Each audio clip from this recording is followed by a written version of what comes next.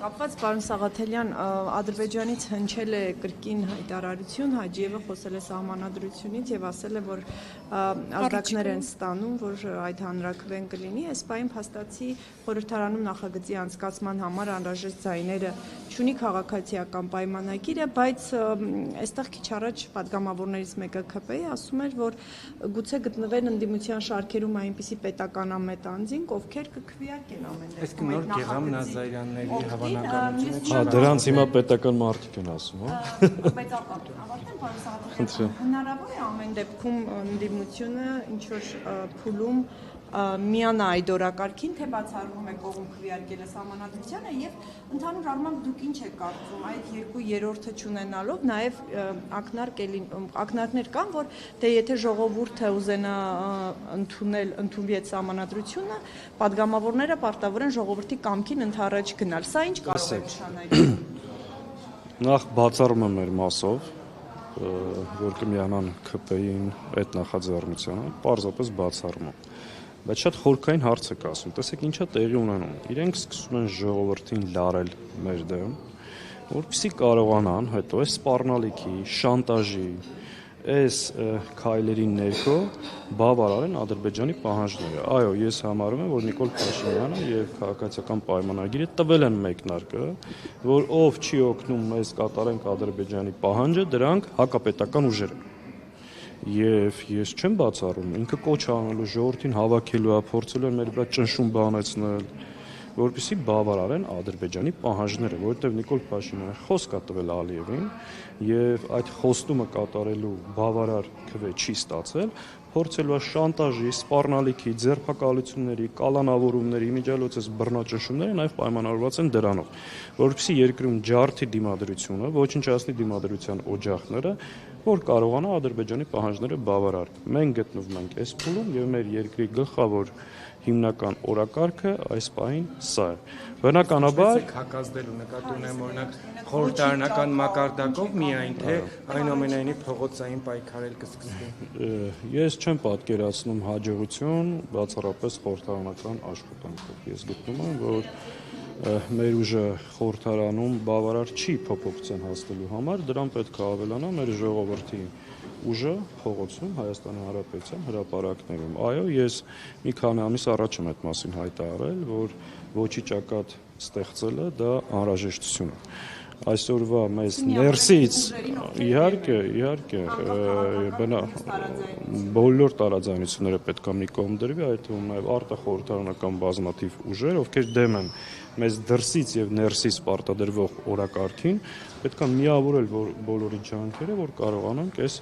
մեզ պարտադրվող ու հակապետական ու հակահայկական օրակարգը վիժեցնել։ Համատեքստի մեկնարկը տրվի, այդ նախագիծը արդեն կառավարություն եւ այլն կսկսվի։ Կարծում եմ մինչև դա։ Իրենք ոնց են հիմա սկսել մեր դեմ աշխատել, հակաքարոզություն իրականացնել, փորձել հող նախապատրաստել իրենց օրակարգի համար,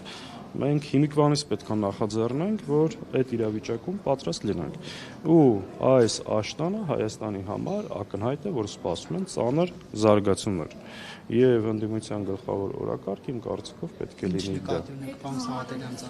Պարզ ասեմ, Նարեկ ջան, սահմանագծման սահմանազատման անվան տակ իրենք պատրաստվում են Հայաստանից նոր տարածքներ հանձնել։ Ու խարսնում են դա չնժպ։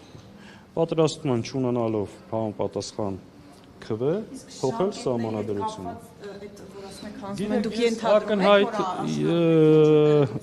Տեսեք, պատական չէր ինքը հայտարարում սեպտեմբեր պատերազմ։ Ինքը աշնանն է խոսք տվել, բայց բնականաբար ինքը փորձելու է որքան կարող է ժամանակ ձգել։ Էսել ենք հասկանում, որ Նիկոլ Փաշինյանը եւս պատրաստ չի այս բագաժով, այս ստացած քվեով, այս ընտրություններով ակնհայտ մանդատներ գողացված կարողանա այս օրակարգը սպասարկել։ Դրա համար իր համար բավականին դժվար է լինել։ Պարոն Սաղաթելյան, Հայաստան խմբակցությունը նախորդ գումարման խորհրդանում ելելի Նիկոլ Փաշինյանին իշխանությունից հեռացնելու օրակարգով էր այդ 5 տարիներին չստացվեց։ Հիմա ինչ նոր գործիքակազմ եք կիրառելու, որտեղ էլի խորհրդարան պլյուս փողոց կամ փողոց պլյուս խորհրդարան էլի ձևաչափն եք առաջ տանում։ Դե տեսեք, դրանից արդյունավետ ձևաչափ չկա, նոր հեծանիվ ստեղ պետք չի հորել։ Բայց կներեք դա չաշխատեց։ Ես չաշխատեց, որտեղ մեր ուժերը չբավարարեց։ Եթե կարողանանք ավելի լայն ընդգրկուն կոնսոլիդացիա տեղի ունենա, վստահ եմ, որ կստացվի։ Ուրիշ տարբերակ չկա պարզապես։ Ես ներողություն անհամեստության համար դեռ չենք տեսել նոր գործողություն, նոր ելույթ, նոր անելիք մի բան, որ մենք նախկին շրջանում չենք արել։ Այսինքն իրականության մեջ բավականին բարդ վիճակի մեջ ենք գտնվում, բայց էսա ուղղություն, էսա ճանապարհ։ Ինչքանով կարողանանք դա իրականացնել, կախված է մեր աշխատանքից, ընդդիմադիր ուժերի հասկացողությունից, ըմբռնումից եւ վճռականությունից։ Պարոն Զաղաթելյան, այդ ոչի ճակատին զուգահեռ նաև հայտարարվում էր ընդդիմության միասնական հանրահավաքի մասին։ Ի վերջո այդ հանրահավաքի ճակատագիրն ինչ եղավ կամ սպասվում է, լինելու է, չի լինելու, հանդիպեցին քաղաքական ուժերի ներկայացուցիչներ։ Գիտեք, ես դեկտեմբեր ամսին ազգային ժողովից, հիշում եք, պաշտոնական հայտարարություն եմ արել այդ մասին։ Ես շարունակում եմ պնդել, հիմա չեմ ուզում նորից հետ գնալ, ինչ եղել է, բայց որ այս իշխանությունը, որ ունի աննորմալ պետական ռեսուրս, ֆինանսական միջոցներ, ուժային կառույցներ, սրան դիմագրավելու համար առանցին հնարավոր չի բավարարում ուժերը։ Դրա համար անկախ տարաձայնություններից, անկախ շատ հարցերի նկատմամբ տարբեր վերաբերմունքից կան առաջնային օրակարգեր, որտեղ պետք է լինել միասնական։ Հիմա անունը ոչի ճակատ կդնենք, ինչ կդնենք, այդ կարևոր չի, կարևորը լինի այդ փոխըմբռնումը ու միասնությունը, նորից եմ կրկնում, մեզ պարտադրվող օրակարգերը ազգային հարցերում մերժելու համար։ Բայց ուզում եմ հասկանալ, պարոն Զաղաթելյան, այդ նախկինում հայտարարված միասնական հանրահավաք այդ ոչի ճակատին է վերաբերում։ Չէ, այն ժամանակ խոսքը գնում էր ընտրություններից առաջ միասնական ուժերով պայքարելու եւ այլ։ Ոչի ճակատի այդ առաջարկ եղել է մի 7-8 ամիս առաջ։ Հիմա էլ գիտեք, որ ընդդիմության տարբեր միավորների կողմից տարբեր արձագանքներ կան։ Ես կարծում եմ դա տեղի ունենալու։ Մոտավորապես որ թվականին կկարողանաք Նիկոլ Փաշինյանը հեռացնել։ Որքան շուտ այնքան լավ։ Շնորհակալություն։